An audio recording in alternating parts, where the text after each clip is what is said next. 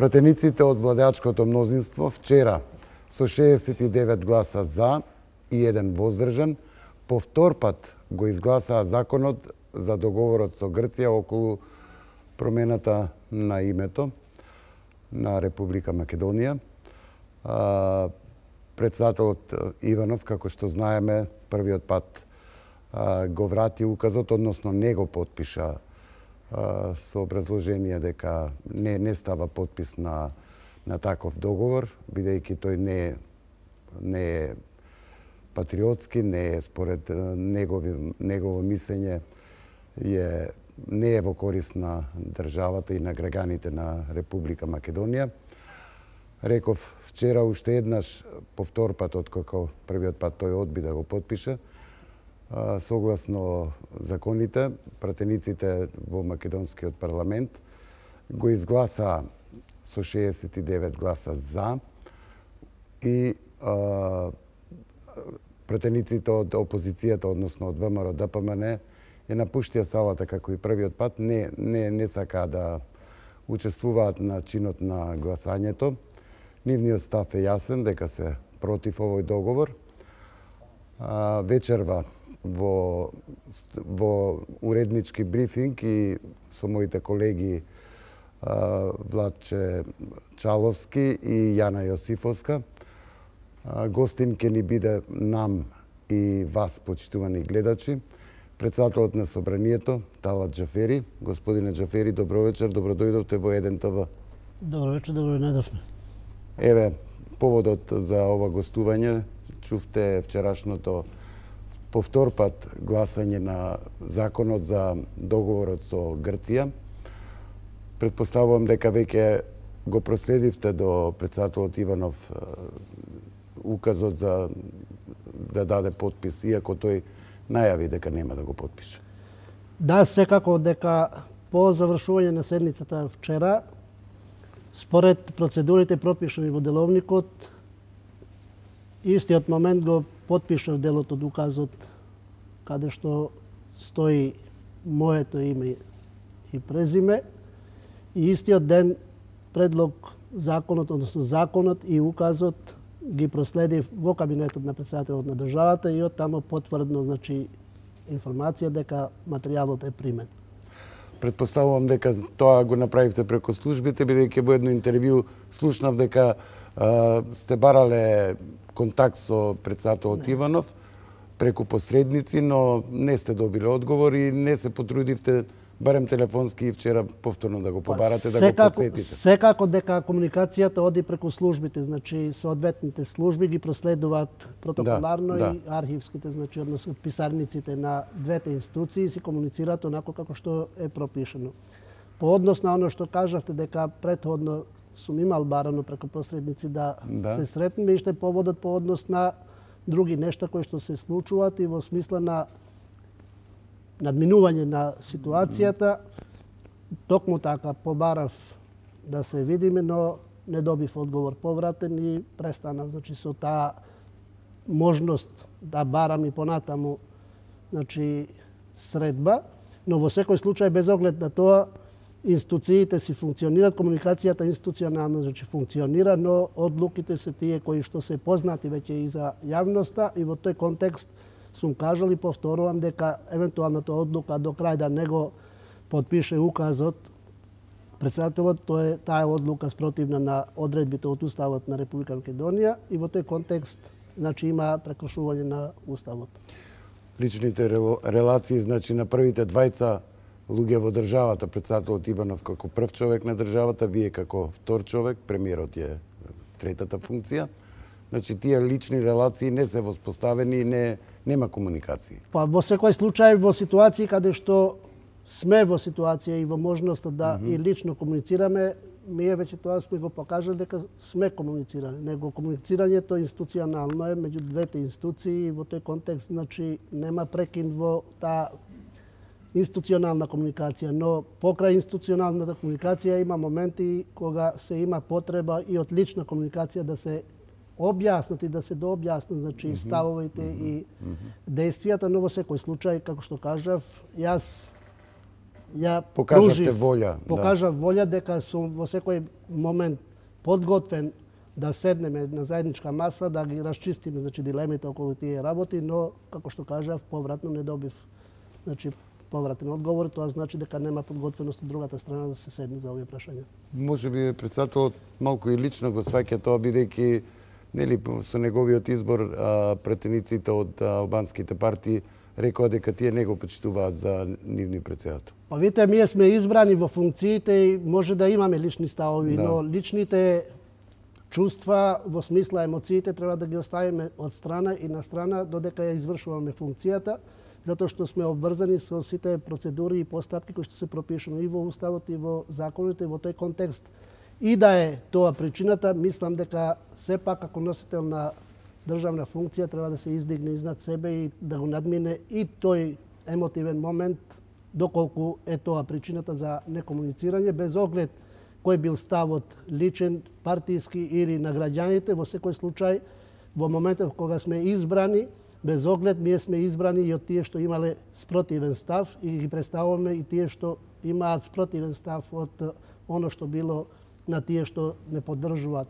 Во тој контекст, доколку се однесуваме по исто правило, тоа значи дека јас како председател на собранието, имајќи предвид дека ВМРО-ДПМН декларативно значи не ме признава, гласале против, што во суштина и е очекувано од опозицијата, покрај нив дел од албанските партии кои што, односно поконкретно БЕСА, петте пратеници не гласаа за мојот избор како председател на собрание. Ако се однесувам по личните чувства и емоции, тогаш значи дека ја треба да немам комуникација со тие пратеници од тие политички партии. Но, кога сум избран, јас првиот ден сум кажал, без оглед кој гласал за или против, и тие што гласале против... Сите пратеници сте еднакви за вас. Еднакви се, затоа што и тие што гласале против, гласале значи за председателот на собранието во смисла со друго мислење, без оглед.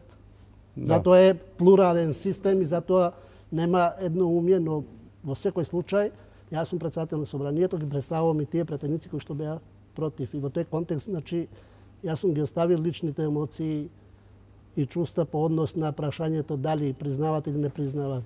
Да. Јас си функционирам како председател на собранието и тоа ми е обврска. Тоа е за подома лично. За подома лично, кога ќе го примиме дома, кога не, да. Наш личен избор, затоа што тоа не е личното, значи приватното, а ово е више представување на институција, а кога представуваме институција не може да се однесуваме лично.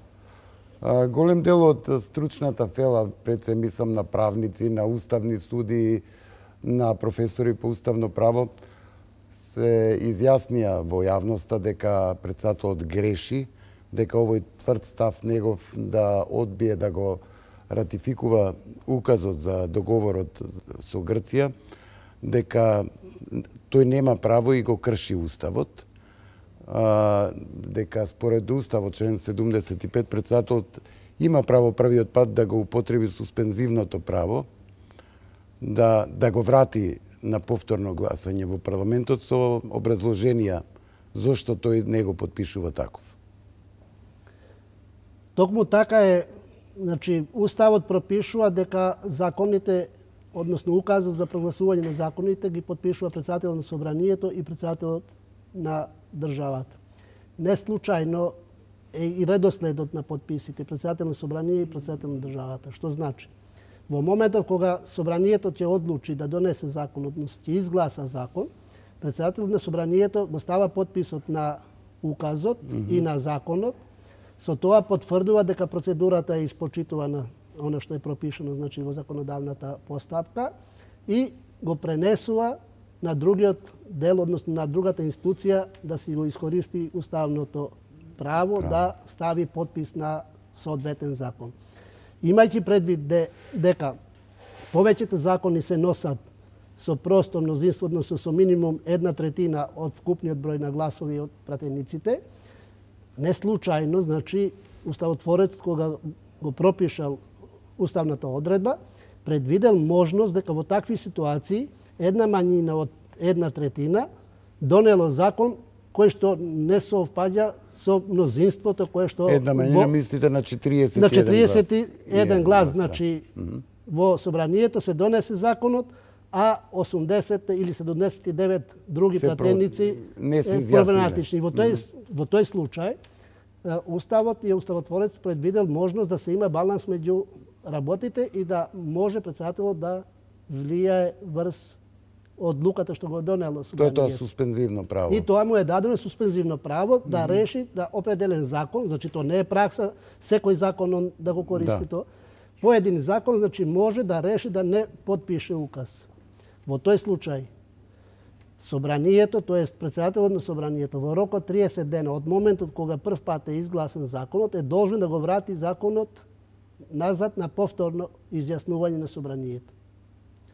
Доколку собранието по втор пат го изгласа законот спрема одредбите на Уставот со мнозинство гласови од вкупниот број пратеници, во нашиот случај со 61 глас минимум, 69 беа. 61 минимумот е, тогаш председателот на собранието на државата нема алтернатива.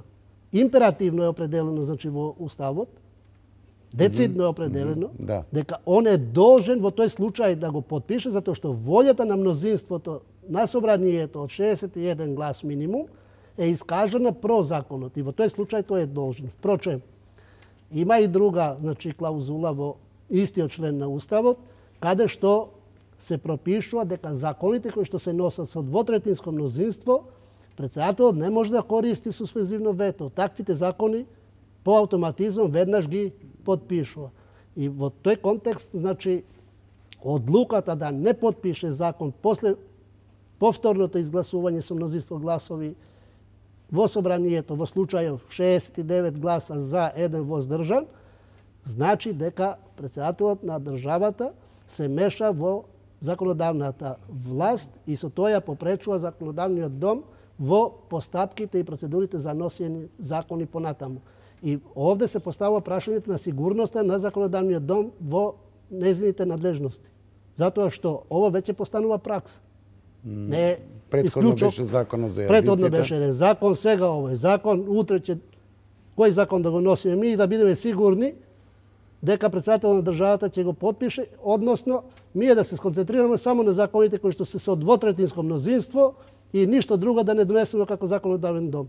А основна темелна вредност на политичкиот систем Република Македонија според Уставот, членот 8 од Уставот е поделба на власти на законодавна, извршна и судска, а председателот на државата со надлежностите што ги има е дел од извршната власт и како врховен командант има принадлежности во определени ситуации да ја обавува функцијата врховен командант. И во тоа и почетник студент на правен факултет кој ќе почне да студира основи на право и историја на држава ќе свати дека ово што се случува е противуставно.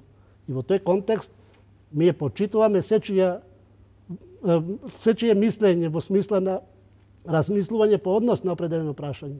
Но мислењето поинаку не значи право да се попречи другата институција, односно да се попречи парламентот, затоа што во случајов според постапките, покрај тоа што се попречува работа на парламентот, во соодветна постапка со непостапувањето на председателот на државата се попречува и друга институција, посебен државен орган кој што е формиран со устав, определен со устав, тоа е Уставниот суд, да може да делува.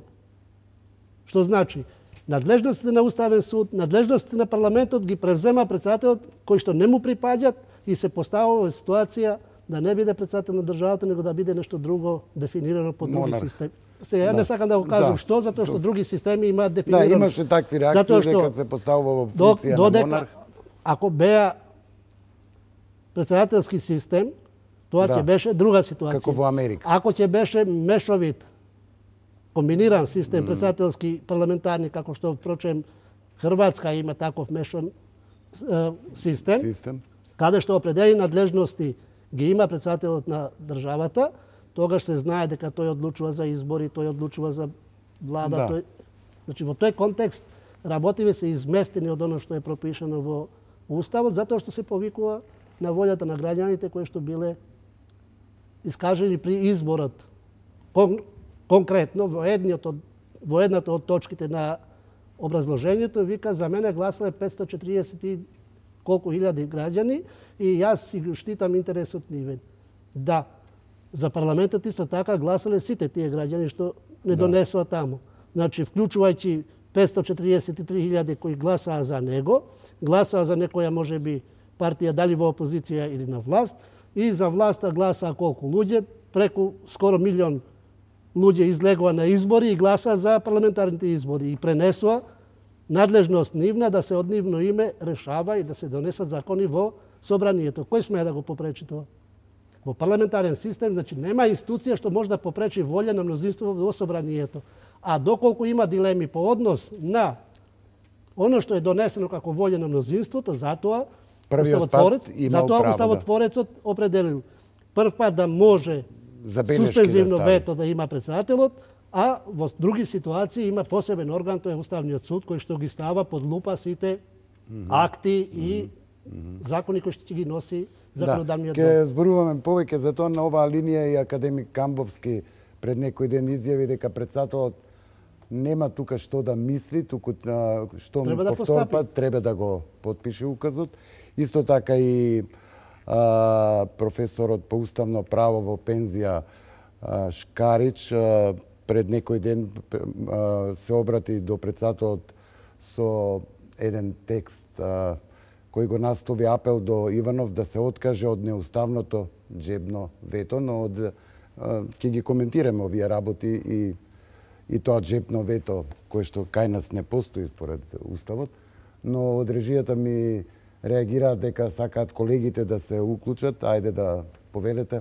Да, пред се добро вечер и од оваа страна на студиото. Јас и Јана сме овде бидејќи нели така го замисливме ова специјално издание на уреднички брифинг и Студио 1. Добро вечер за јавноста, добро вечер и за вас, господине Џафери. Предпоставувам дека во текот на вечерта ќе елаборирате со Кабранов за договорот кој што сега по втор пат е потпишан, односно ратификуван во собранието. Ќе зборувате и за законот за јазици, за механизмите откако Иванов не го потпише и тој закон. Од тука, во овој контекст, моето прашање до вас е дали двата закона, односно законот за јазици и договорот, ратификуваниот договор за името со Грција, можат во пакет од ваша страна, како механизам, да бидат испратени до службен вестник за да стапат на сила? Добро, прво и основно е фактот што случаевите се исти во постапувањето на институциите. Значи, прв пат беше донесен законот за употреба на јазиците, го однесовме, односно го доставивме до председателот на државата, се реши да не го потпише. Во соодветна постапка се врати законот на повторно изгласување и се изгласа со 64 гласа по второто гласање, односно со потребното мнозинство кое што го пропишува Уставот, и председателот на државата се реши тоа да не го спроведе, односно да не го потпише и по втор пат указот. Имајќи предвид сите околности кои што се одвиваа околу очекувањата за извештајот за напредокот на Република Македонија кој што го очекувавме за месец април 17 што го добивме, имајќи предвид сите случувања околу преговарачкиот процес со Грција, имајќи предвид сите околности кои што ги очекувавме по однос на ово што го добивме во јуни по однос на Европска Унија и определено јуни 19 година да биде терминот за отпочнување на преговорите, очекувањата и најавата дека НАТО е решено безусловно во смисла на праќање покана на Република Македонија, сметав дека е исклучок одлуката на председателот на државата и затоа, иако најавив дека има можности и околности законот и без неговиот потпис да оди да се објави, јас и чекав да не би било сега причина председател на собранието постапува нешто да постави на сила да иде таму кај што треба да иде, а за да ради јавноста да се увери дека тоа не е волја на председателот на собранието, односно на парламентот како личен израз на постапување, него тоа ќе биде пракса воспоставена, и тоа го најавив уште пред да се случи со законот за јазици, дека ние ќе дојдеме во ситуација и во други процедури и постапки да ни се повторат и ќе ни стане пракса, значи од исклучок ќе ни стане пракса председателот на државата кога и да мисли дека нешто не валја, да го попречи.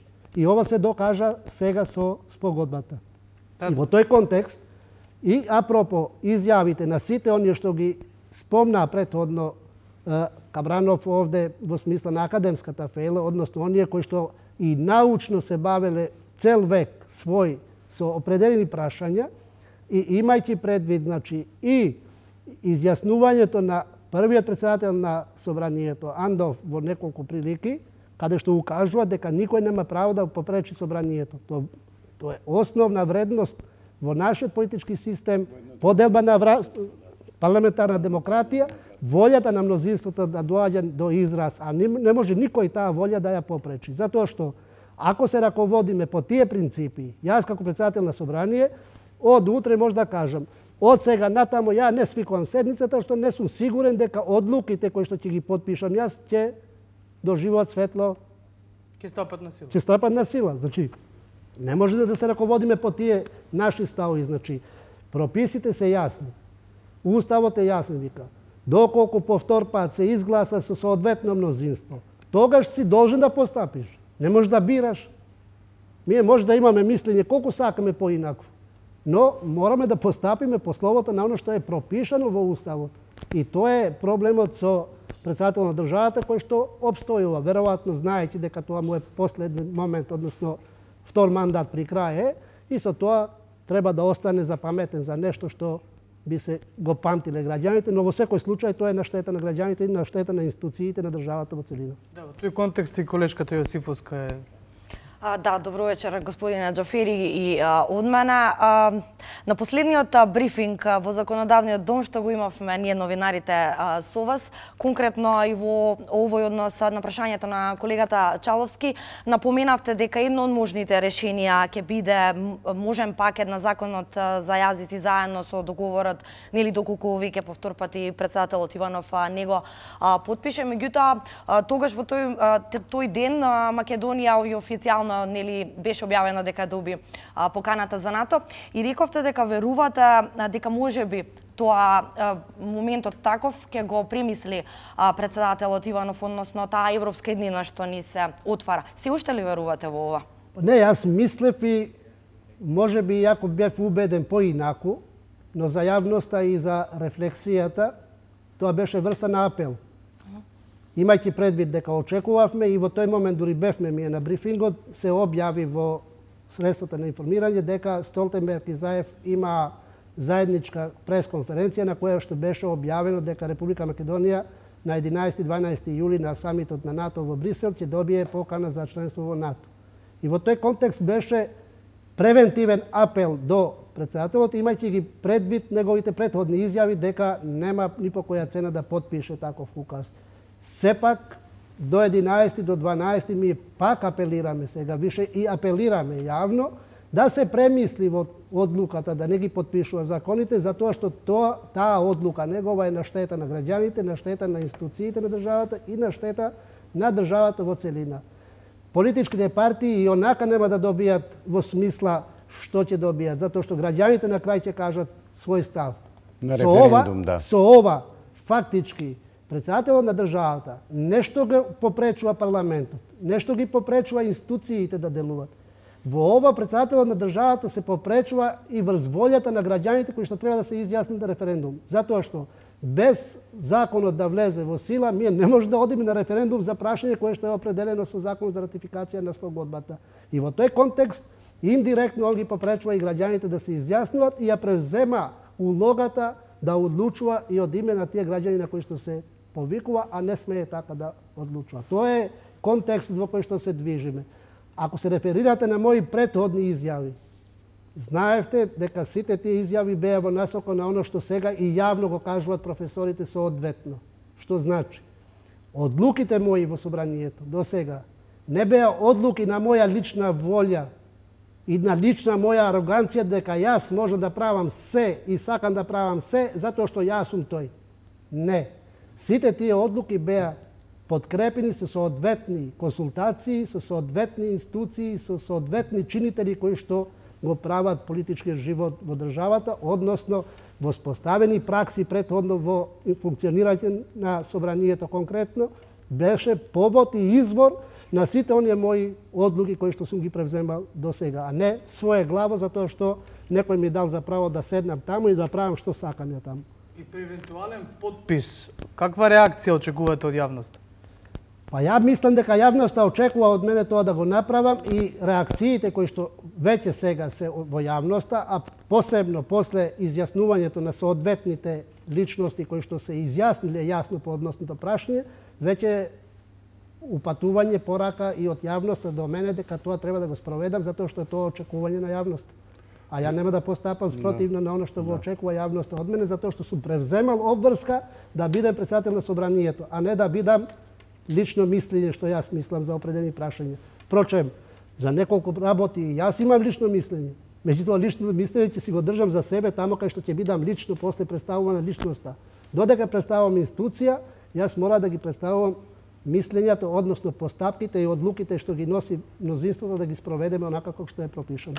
Председателе, мислам дека нема простор за очекување дека Иванов ќе се предомисли, бидејќи председателот Иванов ќе се предомисли, бидејќи тој претходно најави со обраќање дека нема да стави подпис на таков договор кој е според него штетен за државата. Има ли се рок? Вчера рековте дека сте го пратиле указот на подпис од него. Има ли рок да чекате или ќе одите со тоа објавување во службен весник? Па видите сега. Со вашиот подпис. Императивната обврска и должност да се постапи не предвидува соодветен рок. Првично е предвиден рок за суспензивното вето. Значи, од моментот кога ќе го добие законот, во рок од 7 дена треба да се изјасни, ќе го подпише или не. Тоа е за прв пат. Втор пат, пошто е императивна, значи, обврзувачка, не дава можности да бира сака, не сака. И во тоа не се определува рок, во кој рок он треба да ја исполни обврската. Во моментот кога го добива предлогот, односно указот, освен ако не е физички тука присутен ден-два. Ако е спречен. Добро, ден-два не е присутно физички, значи може да се случи таква ситуација, физички не е во кабинетот. Така е. Но обврската му стои во крајна инстанца. И да примениме аналогија на првиот пат. Значи, во крајна инстанца, иако така децидно не е пропишано, па еве да одиме да примениме аналогија. Ако прв пат има 7 дена, никој нема да прави проблем за тие 7 дена кои што не постојат. Но аналогно, ако ќе го примениме тоа, да кажеме, еве ќе го чекаме 7 дена. Не ради мене, како председател на собранието, ради процесите, ради состојбите, ради граѓаните, оно што го кажав претходно, затоа што сите се изјаснивме последното за нештото ќе го кажат граѓаните на референдум. Со непостапувањето ги попречуваме граѓаните да се изјаснуваат. А тоа е највисока вредност на демократијата, затоа што таквите работи еве си одат и пред судот на граѓаните пред да станат обврзувачки. Предпоставувам дека ќе морате да одите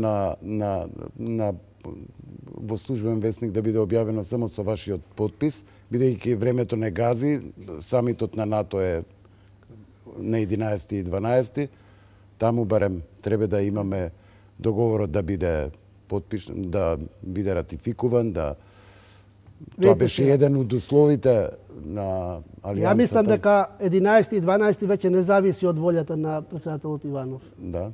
Затоа што одлуката е веќе јасна. Затоа што собранието 2 пати го има ратификувано. Ако се реферирате на мојата прва изјава при изборот, има една реченица каде што се изјасни. Нема да дозволам додека сум председател на собранието институцијата да биде блокирана, односно да биде узурпирана. Ќе ги користам сите законски и уставни услови, надлежности, институцијата да биде функционална. Затоа што тоа не е моја институција, не е институција на политичките партии кои што се таму. Тоа е институција на граѓаните. Граѓаните ни пренеле суверенитет од нивно име да одлучуваме во законодавниот дом. И се додека тоа е куќа на граѓаните. Не може никој тоа да ја попречи, па и председателот кој што е избран од граѓаните, затоа што е он избран да биде председател на државата. Он не е избран да биде кочничар на другите институции кои се на граѓаните. Председателот изговорот му е меѓу другото дека меѓународен договор како што е овој договорот со Грција не може да помине без негов потпис. Што според уставот и ова што ми го толкува правници дека не е баш така. Па не треба да се толкува. Уставот пишува децидно. Во членот на уставот, во првиот став пишува меѓународни договори потпишува председателот на државата. Наредниот став, меѓународни договори може да потпишува и владата. Тамо не пишува што и како. Додека е дадена споделена надлежност, можност алтернативно да договори меѓународни да потпише и владата, тука нема никаква пречка уставна затоа што он кажува дека е изричито. Да беше изричито меѓународни договори потпишува председател на државата и тука да заврши, тогаш е друга работа. Тогаш не ќе требаше потпис ни на министер, ни на влада, ни на никој. Ќе беше негова обврска да се бави со таа работа исклучиво. Историски, ако го гледаме, од осамостојувањето до сега, податоците што ги изнесе вчера министерот за надворешни работи, околу 900 или преку 900 такви договори меѓународни има склучено Република Македонија, од кои само 5 или 6 договори ги има потпишано, односно склучено председателот на државата. И тоа се знае во кои ситуации. Другите сите до еден ги има потпишано владата или представник на владата кој што бил овластен да стави потпис тамо. И во тој сегмент сега, во што е проблемот?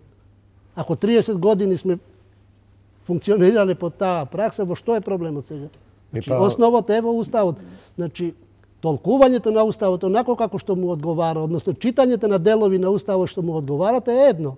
Меѓутоа граѓаните више читаат и сами и си ги гледаат овие работи па ги споредуваат. И затоа да им се овозможи на граѓаните да се изјаснат за тоа. Или председателот има лоши правни советници, или тоа е негов личен став. Јас не сакам тоа да го заклучам без оглед. Дали советот е несоодветен или што, он е одговорен за постапувањето. Во крајна инстанца, јас може да имам 100 советници, ма на крај треба јас да постапувам како што сметам дека сум. Но мора да ги во секој случај слушате правните совети од луѓето кои што се но во секој случај на крајот јас сум одговорен за тоа, не се советниците одговорни. Затоа е постапувањето моје, односно негово. Он постапува спротивно на оно што е изричито пропишано со устав. Еве ми реагираат дека колегите имаат пак, ајде, поведете. Да. Господина Џафери, го споменавте и претходно неколку пати референдумот, односно нели дека граѓаните ќе го имаат крајниот збор. Во тој контекст, дали имате информација докаде се процедурите околу изборот на нови членови на Државната изборна комисија? Бидејќи неколку пати претходно споменавте дека чинам за 14 јули начално треба да биде закажана седницата да ја свикате за избор на нови членови, меѓутоа од друга страна пак факт е дека нема ништо ново во комисијата за избори и именувања по овој однос. Видете се. Прво, барање било на политичките партии по отказот или по оставката колективна на членовите на ДИК претходно. Тогаш моето укажување било да се води сметка. Се воспоставува лоша пракса на колективно откажување од функциите под плаштот на справување со една или со друга појава. Затоа што ќе дојдеме во ситуација да немаме функционална институција, а сите сме луѓе и не сме договорени кога и што може да ни се случи. А сите постапки после процедури зависат од работата и функционалноста на ДИК. Впрочем, и актуелно е зависно све од нив. Во смисла на спроведување на оно што ќе донесе одлука собранието. Да, собранието е надлежно да донесе одлука за распишување референдум. Меѓутоа, ДИК е таа што треба да го спроведе. Политичките партии во хитна седница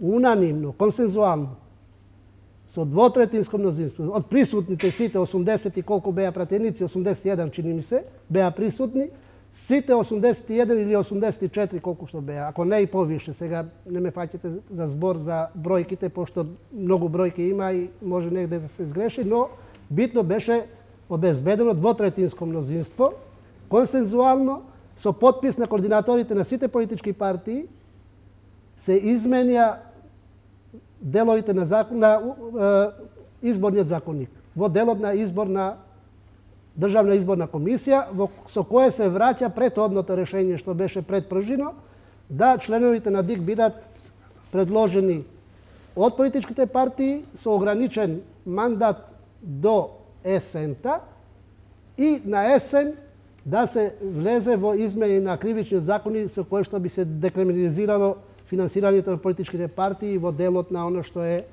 кривична одговорност при изборите за оние сметки кои што се отварат за потребите на изборите.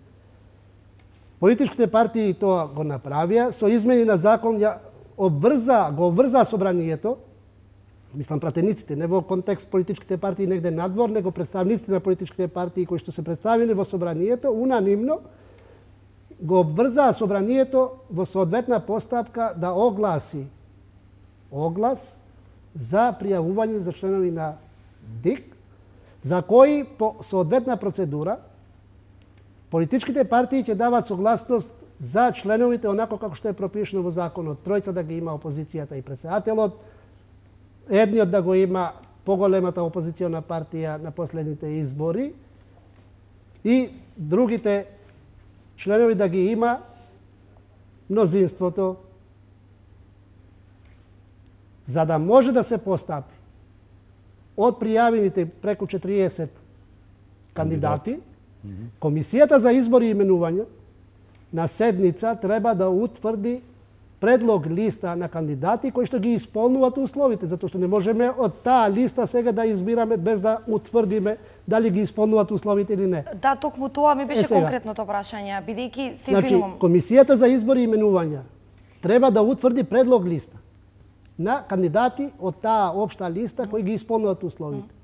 Таа предлог листа треба да дојде до мене како председател на собранието и врз база на таа предлог листа јас да ги известам политичките партии дека ова е листа на кандидати кои што ги исполнуваат условите, од кои што треба повратно во рок од 3 дена да ми доставите изјаснување за кој кандидат вие стоите.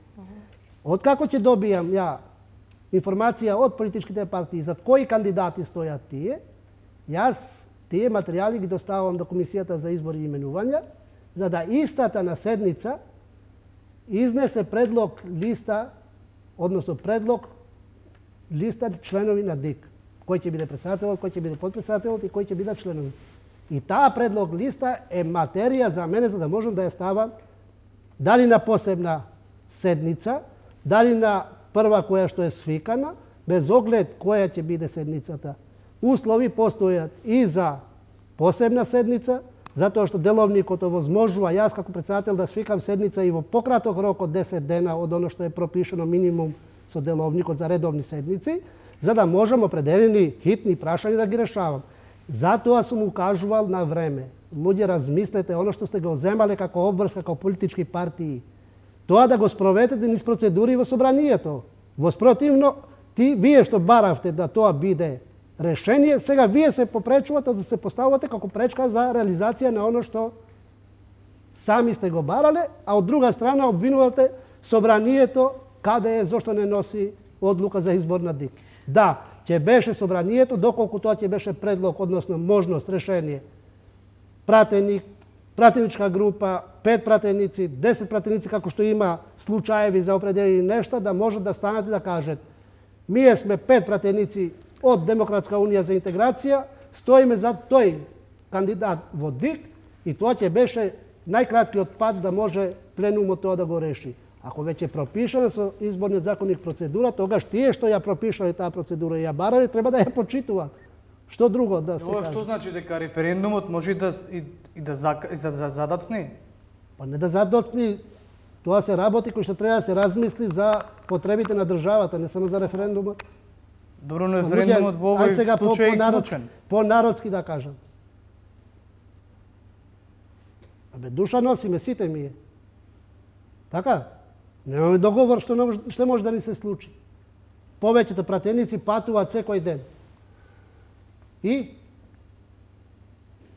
кога е пропишано дека ДИК треба да ги спроведе сите за да може наредни, или ќе се определи пратеник да оди во друга функција. Кој ќе го замени него? Не е само референдумот во прашање. Да. Државата е воопшто во прашање затоа што не само во контекст на парламентот. Ми имаме локални совети, имаме градоначалници, имаме други институции кои што зависат од Државна изборна комисија. Не може да ги блокираме сите тие институции. Од таа причина е потребно во смисла на оно што го бараме политичките партии да рефлектираат во оваа ситуација да тоа се разреши, а не да се одговлекува сега во смисла на меѓупартиски не знам кои.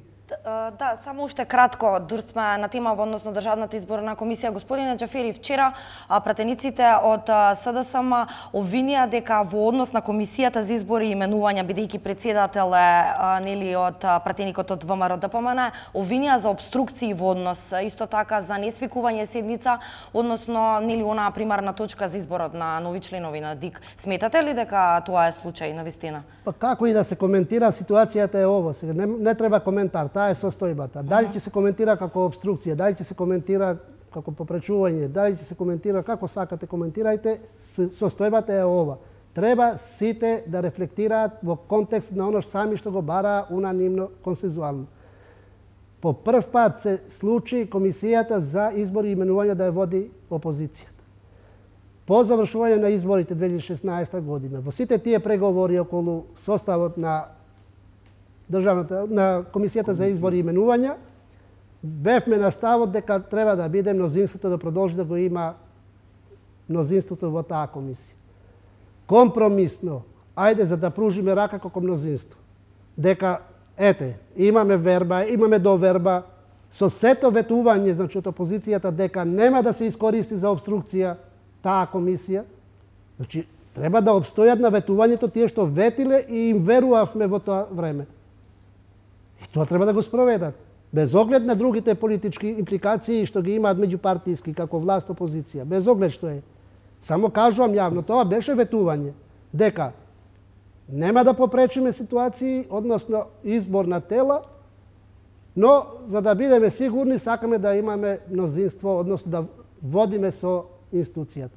Без оглед.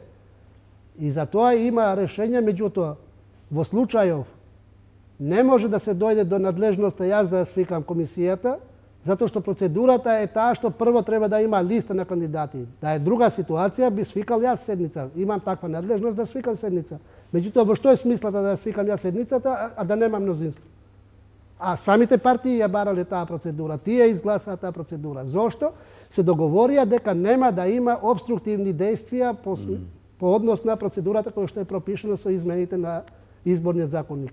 И тоа е работа више која јавно им кажувам дека апел до политичките партии да рефлектираат да ова да се спроведе ако мислат за граѓаните, ако мислат за државата. А ако мислат само за политичките партии, тогаш е нивно право да одлучуваат. Ја не може да се мешам тука, но апелот е овој во контекст на оно што е потреба на институцијата и на државата.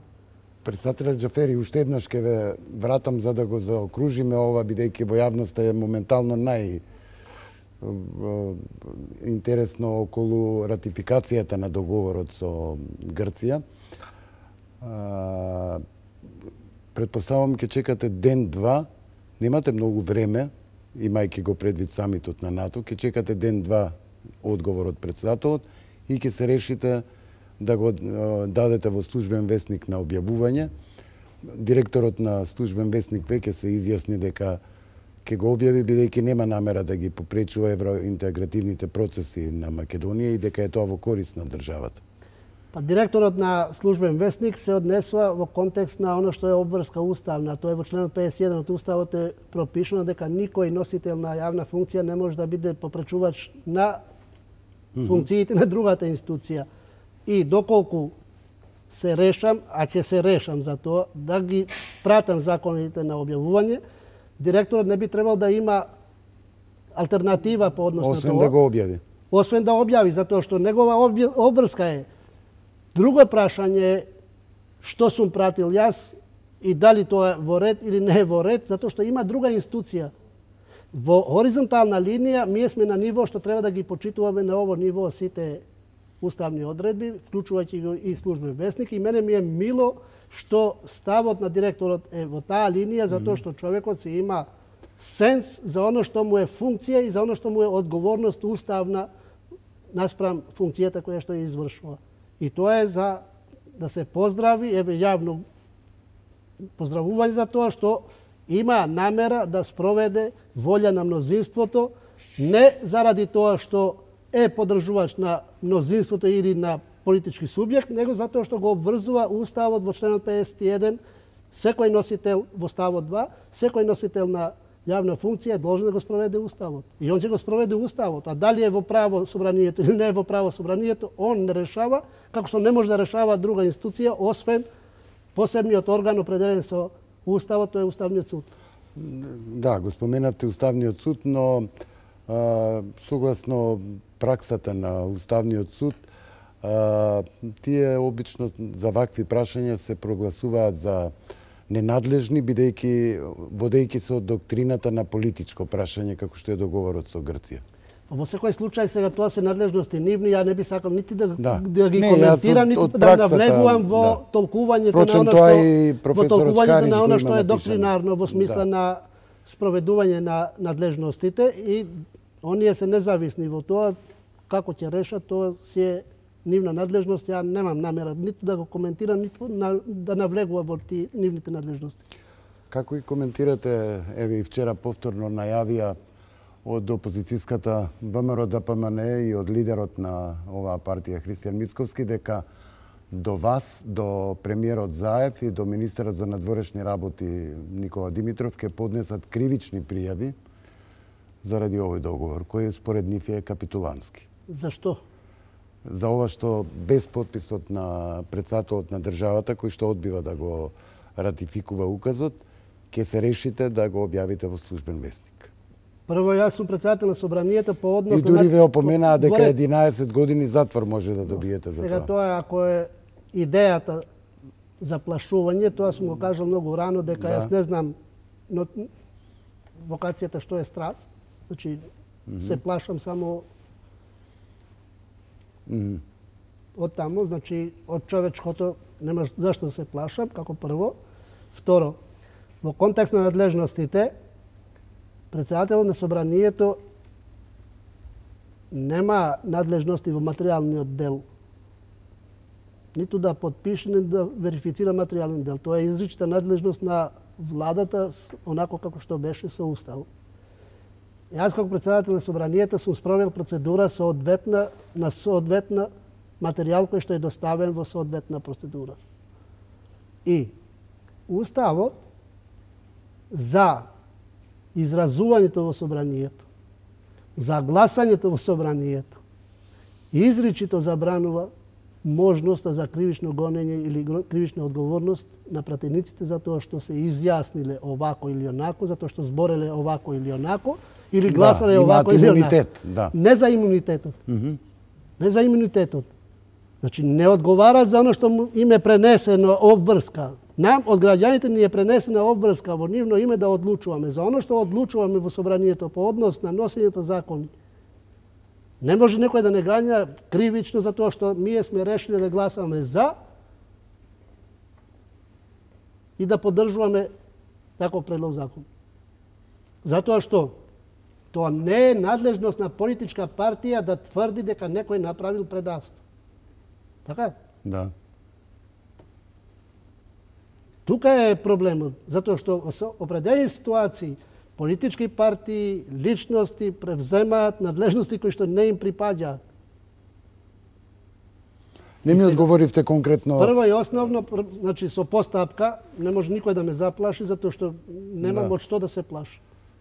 Прво, ако лично одвнатре сум убеден дека оно што го правам во смисла на словото на законот и правилата, немам потреба да размислувам за некој што мисли поинаку од тоа.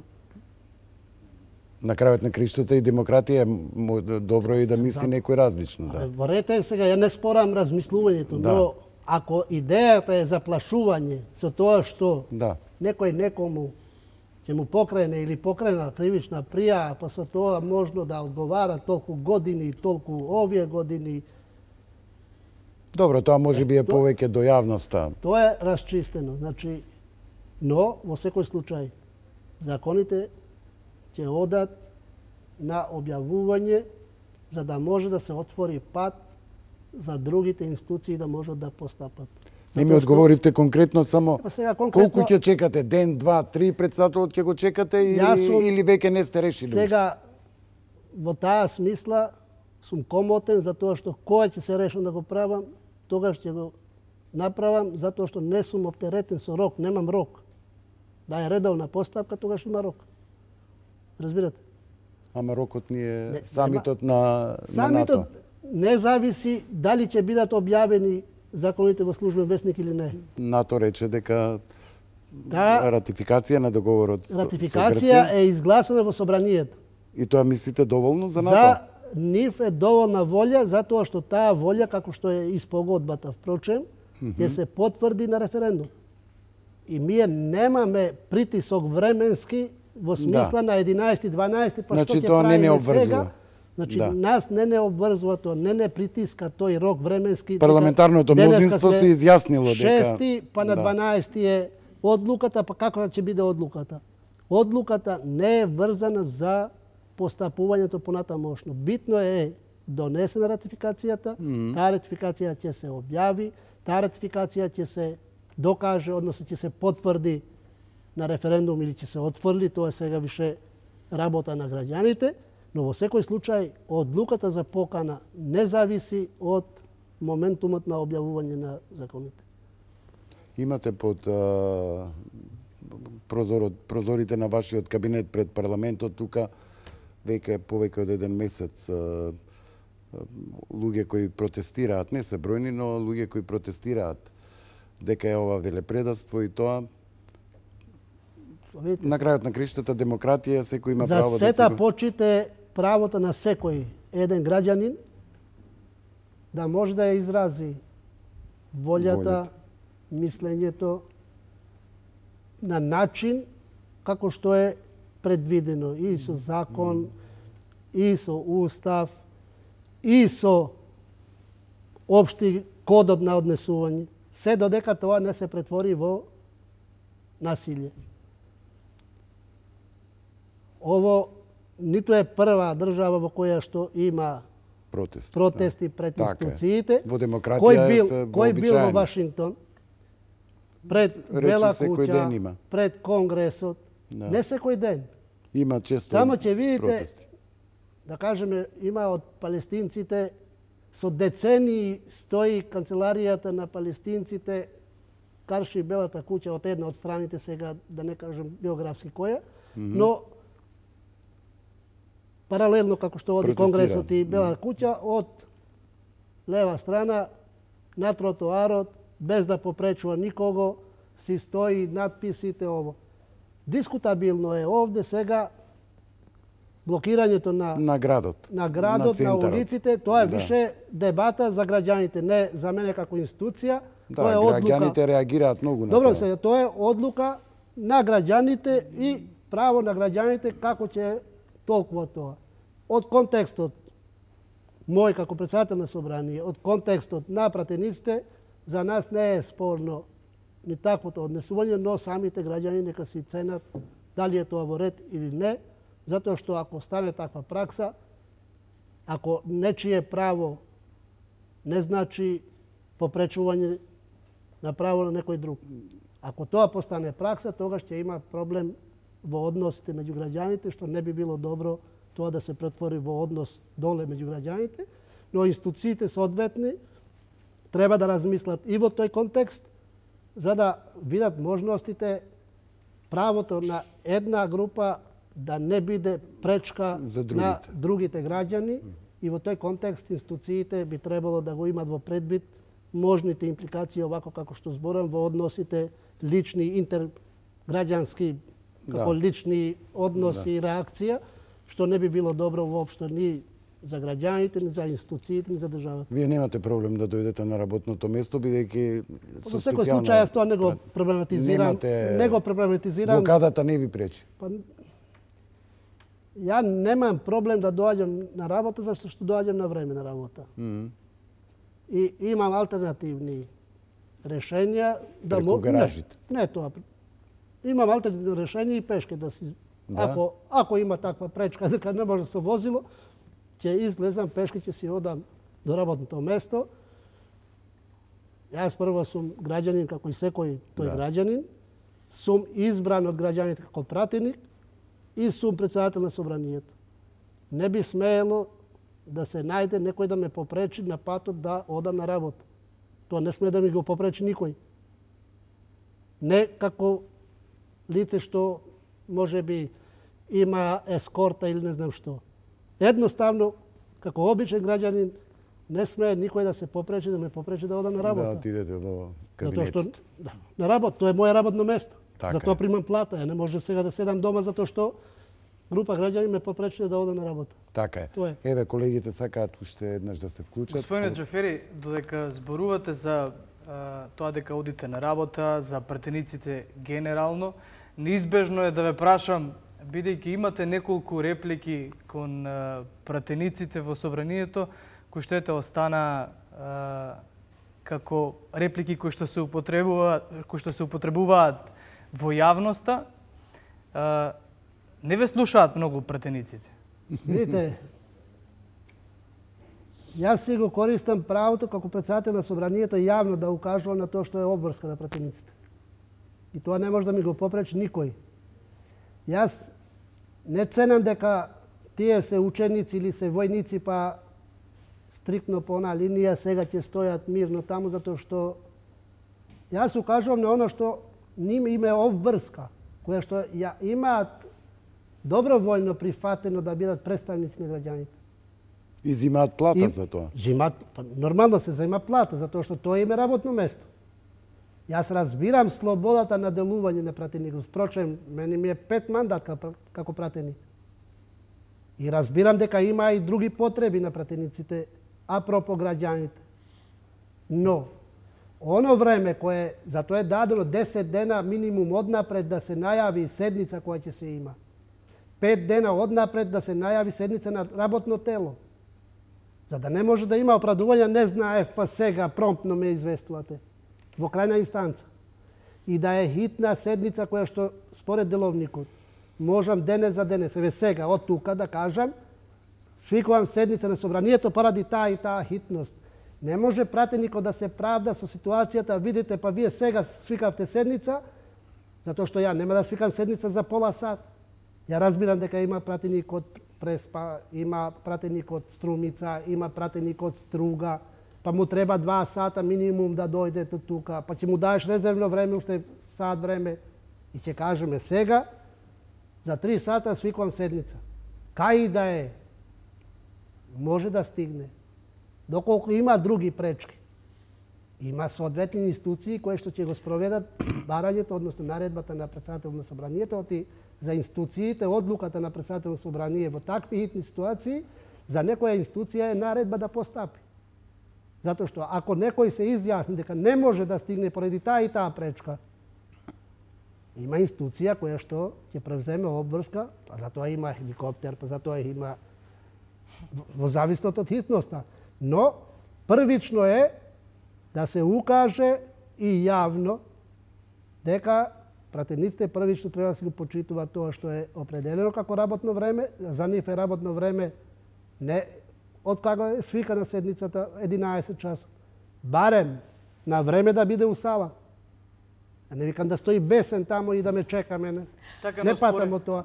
Но на време да си е таму. Така, во едни неформални разговори... Не, има едни толкувања, вика имаме академско право. Академско право таму кај што е академијата. Овде е работно место, наместо академското право. Тоа академско право можем јас да го користам 15 минути. Да земам 15 минути да им дам можност тие да се соберат. А не јас да одам таму па да чекам некого 15-20 минути која ќе се смилува да дојде на работно место. Така, господин Значи Џафери... не е моја лична суета во прашање. Во прашање е функционалноста на институцијата на која што не поставија граѓаните, за која што треба да ја почитуваме, за таа функција и за таа работа ми ја примаме плата. И тоа треба да го почитуваме сите. И од тоа не се откажувам во било која ситуација која ќе чувствувам потреба да им укажем јавно, јавно ќе им укажем.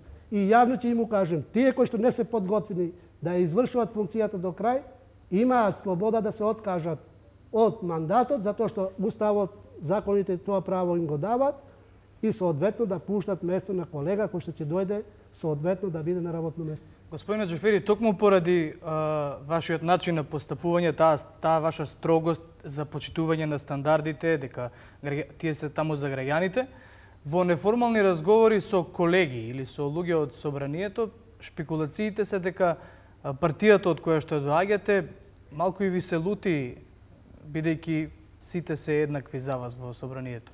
Не. Првото може да биде перцепција. Партијата ниту може да се љути, ниту па се љути. Напротив, партијата тоа го поддржува затоа што добило лице кои што работите ги спроведува онока како што се очекувало и од партијата, па и од граѓаните.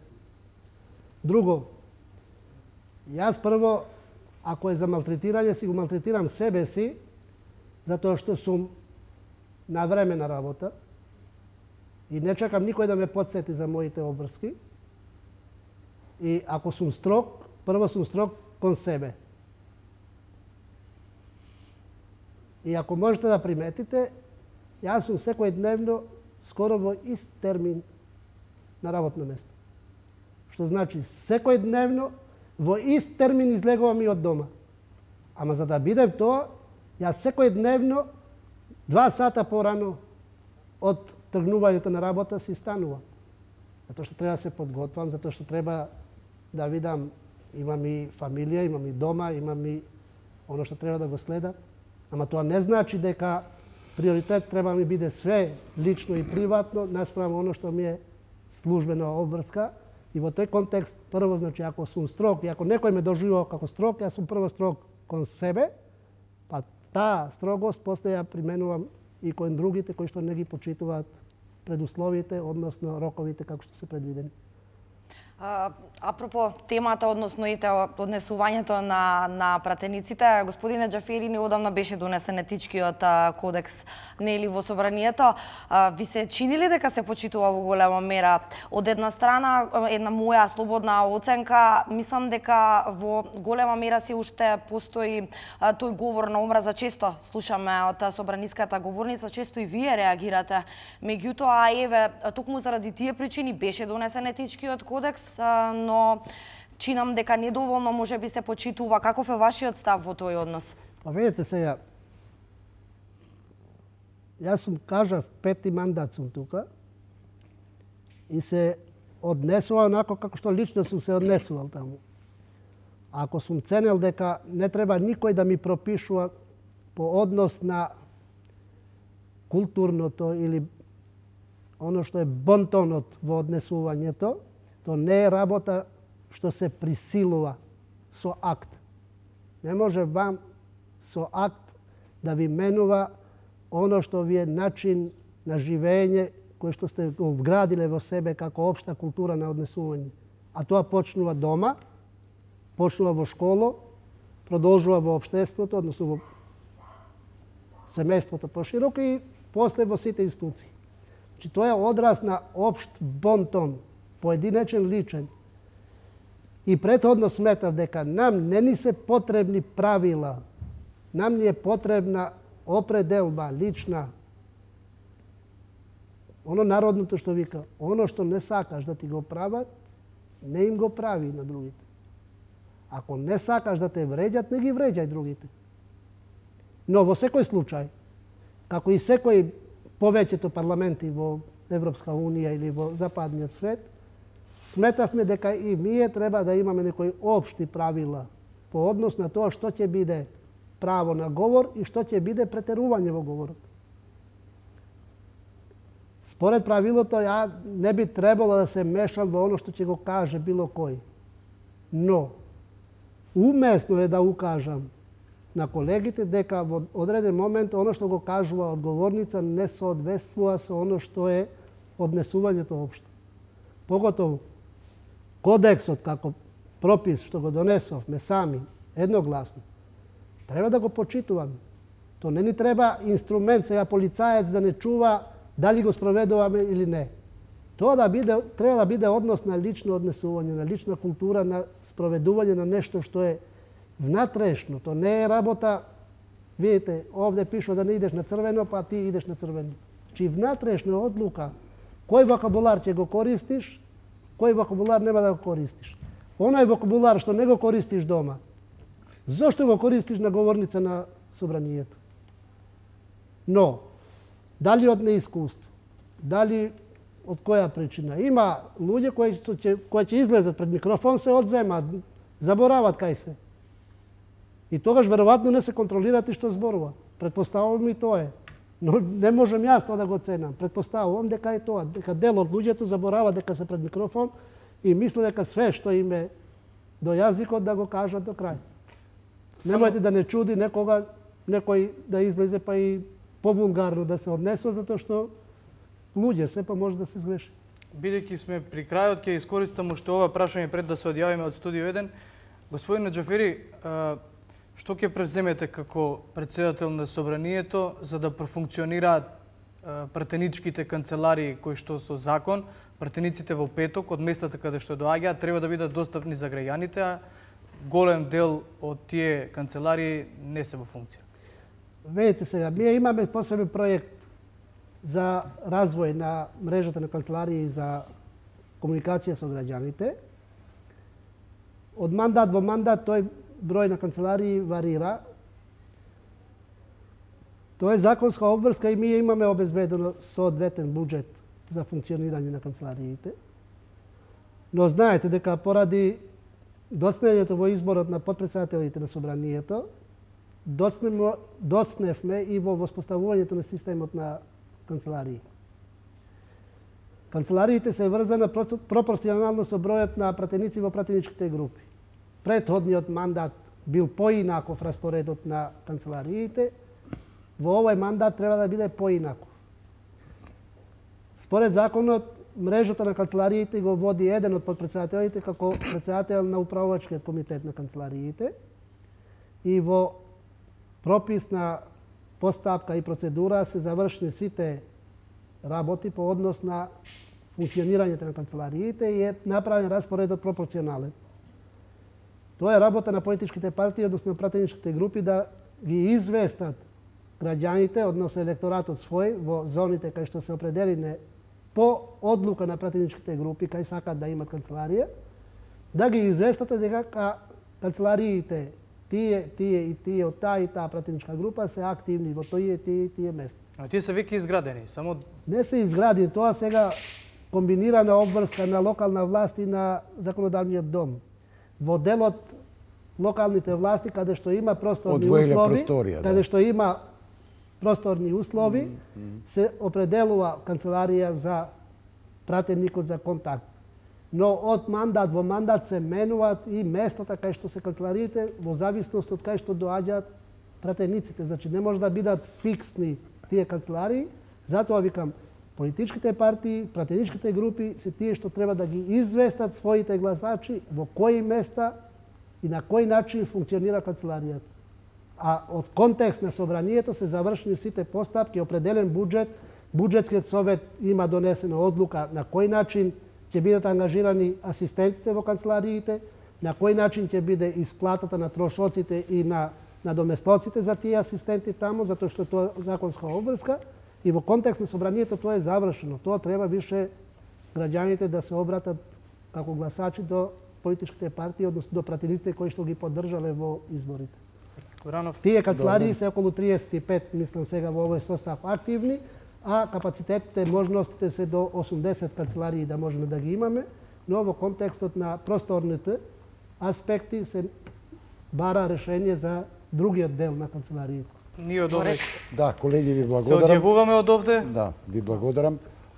Господин Џафери, деновија донесовте и одлука, уредба некоја за намалување на паричниот надомест за патните трошоци за 30%.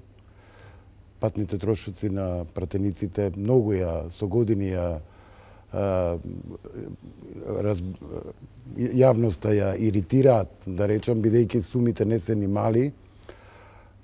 Сега се одлучивте на 30% помалку или можноста пратеникот да изнајми стан во Скопје за до 300 евра. Па искрено да ви кажам сега, ја Тоа е предлог закон за измена и дополнување законот за пратениците, па законот за плати и надоместоци на пратениците, тоа низа закони значи кои се врзани еден со друг, по однос на надоместокот за патни трошкови кои што беше регулирано како варијанта да се примени кај пратениците. Јас укажував по ова прашање дека нецелосната анализа и брзите решења нема да донесат решение. Мислите дека е ова малку популистичка мерка? Ја не би рекол популистичка. Во обид, во намера да се изнајдат посоодветно решение кое што би за момент би било поприфатливо за граѓаните, ќе создава други проблеми по однос на функционалноста на самите пратеници, но сепак тоа е волја на пратениците кој што е изразен низ проект за измени и дополнувања. Оно што во целина го знам, значи ако претходното решение било максимум 30% од вредноста на литар гориво за поминат километар, тоа сега се спушта на 20%.